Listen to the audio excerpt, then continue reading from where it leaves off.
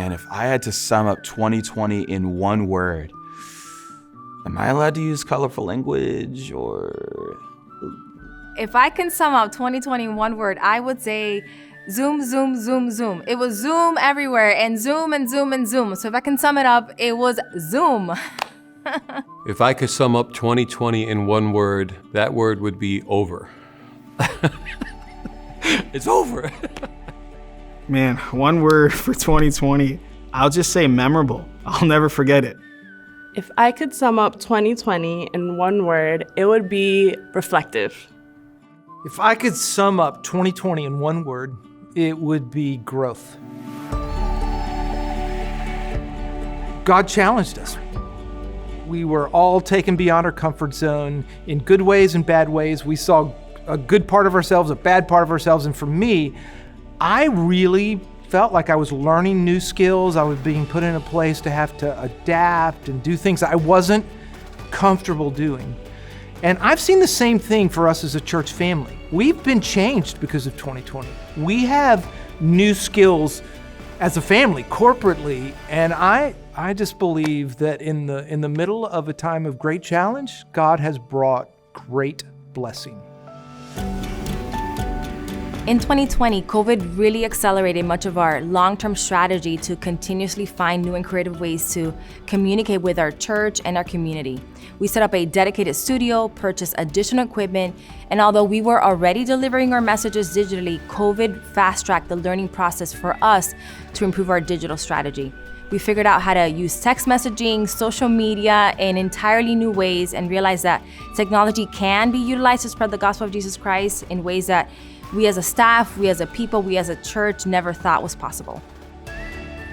One of those new ways that we had the opportunity to increase our digital strategy was running Alpha completely online. So if you've never heard of Alpha before, it's a tool that creates this safe space for people from all walks of life to explore life, faith, and meaning in a safe space that is non-judgmental. So we never thought we'd end up running 3 full-term Alphas and 1 student Alpha this year. The extraordinary part about this was our ability to have deep and meaningful conversations with people online, on Zoom, from across our community and beyond. We had people from New York and Mexico join in and to the Zoom chat rooms and participate in the Alpha online. This year, we had the opportunity to serve our community and neighbors by distributing food to those in need. We partnered alongside other churches, the city of North Lauderdale, and Feeding South Florida to have multiple food distributions in our parking lot. It was incredible to see our parking lot and our plaza be utilized to meet the basic needs of our community during this pandemic where so many families were struggling and having such crisis, and we were able to be the hands and feet of Jesus and come alongside to help them meet their basic needs. Looking at some exciting internal updates, this year we expanded our staff team and saw God bring us a new director and an associate director of our Riverside Kids ministry, Riv Kids. We're excited about how God is using these new team members to help us creatively shepherd our kids, and we can't wait to officially reopen our in-person Riverside programming as soon as possible. God really surprised us this year by bringing us an integral new tenant moving into our shopping center.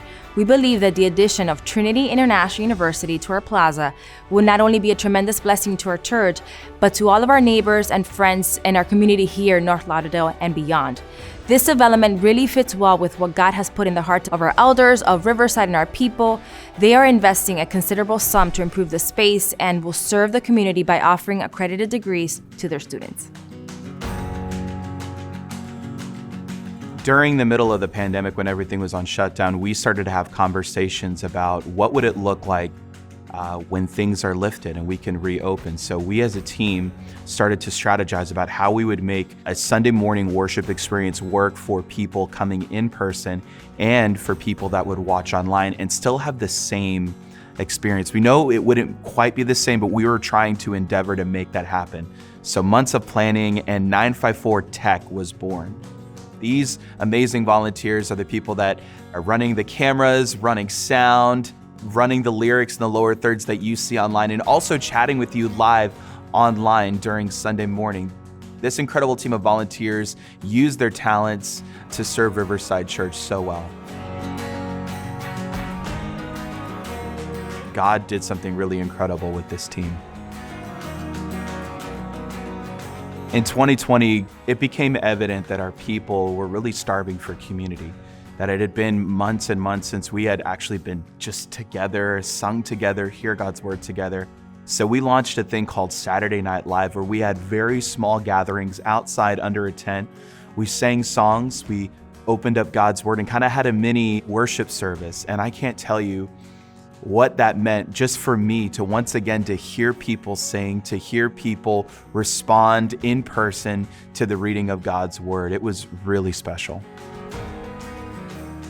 So this year, RSM, Riverside Student Ministry, was not like any other. We had to do Zoom meetings, weren't able to meet and have the social aspect. But one really cool thing that happened was we saw local collaboration, which was through something called SoFlo Camp. It was the first time ever that we know in South Florida history where over 100 churches, close to 1,000 youth participated in a virtual camp experience.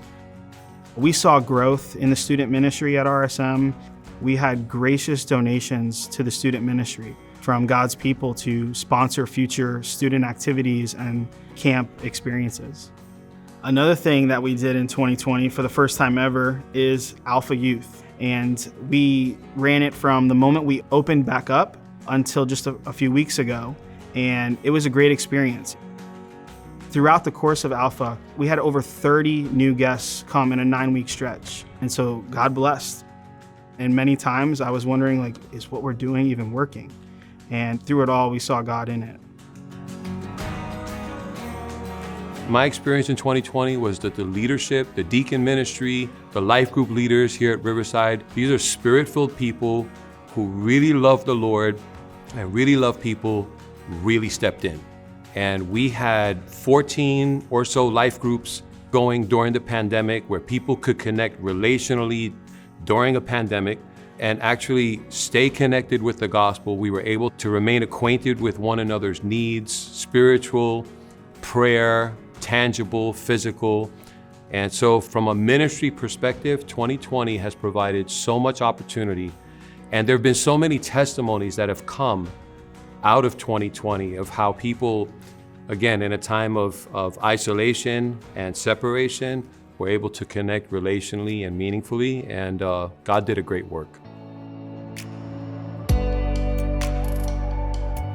Well, 2020 has been quite the experience, I'll say that.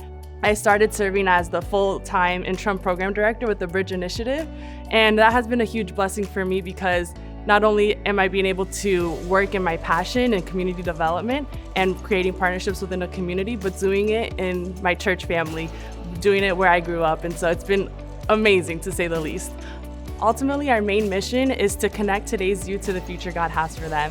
And so we've been in this process of researching and figuring out how we're gonna design programs to facilitate that. And so we've been connecting with the community, trying to build partnerships with the city, and it's been a really great ride so far.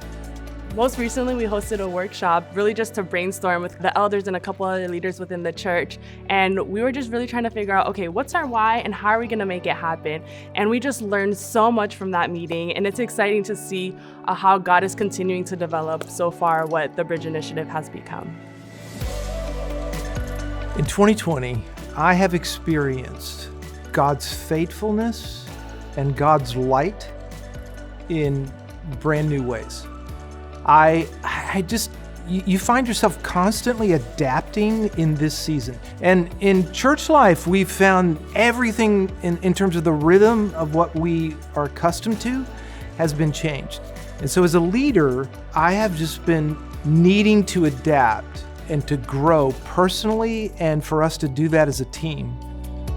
And I'm just stunned by God's faithfulness to help us grow, and as we're learning, He just keeps providing everything we need for this life and for what He's called us to. If I can say one thing that God taught me in 2020 is that God really comes through for His people. I saw God's people really be generous and resilient in tremendous ways. I saw them help each other out, give to each other financially when they saw a need. If I can sum it in that way, is that He comes through for His people, He comes through for His children, and He loves us. In 2020, God brought me back to the Psalms, and there's this particular psalm where the writer says, I will remember the wondrous deeds of God. And in the middle of 2020, God just grabbed a hold of me and said, Adam, remember all the things that I have done. Remember all the things that I have brought you through, brought your family through. So remembering the wondrous works of God, remembering the wondrous deeds of God has been something that God has reminded me of, and I'm taking away from 2020. In 2020, God has taught me and in a lot of ways reminded me that He is constant. He's the only one that's constant. He does not change. That constant in my life has it's affected every part of me and everything around me, everything I do. So yeah, He's just reminded me that He does not change. 2020 for me was certainly a time of deep reflection, meditation, nearness to Jesus. I have felt His embrace in ways that reminded me of times when I first came to Him. So 2020 was just a season of great need, great provision, in many ways, although painful at times, great comfort. I learned a lot about God's faithfulness in this year. It was a year of a lot of transitions for me, but God was so good in just revealing His faithfulness through it all. Riverside, I want to say thank you. In 2020, we've been through a lot together. Those kinds of experiences have a way of either tearing you apart or bringing you together. I can honestly say that more than ever, I love you and I am so thankful for you. In this trial, you have demonstrated the love of Jesus Christ. And I'm really just so proud of you. I'm so proud of who you are as a people. It makes me just rejoice to be a part of this church family. And I just want to say thank you. And I believe that God has great things for you, for us as a people. So let's keep trusting God, loving Him, and loving others for His glory. God bless you.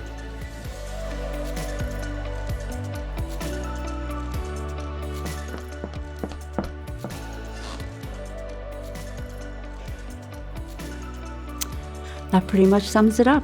I don't have anything else to add.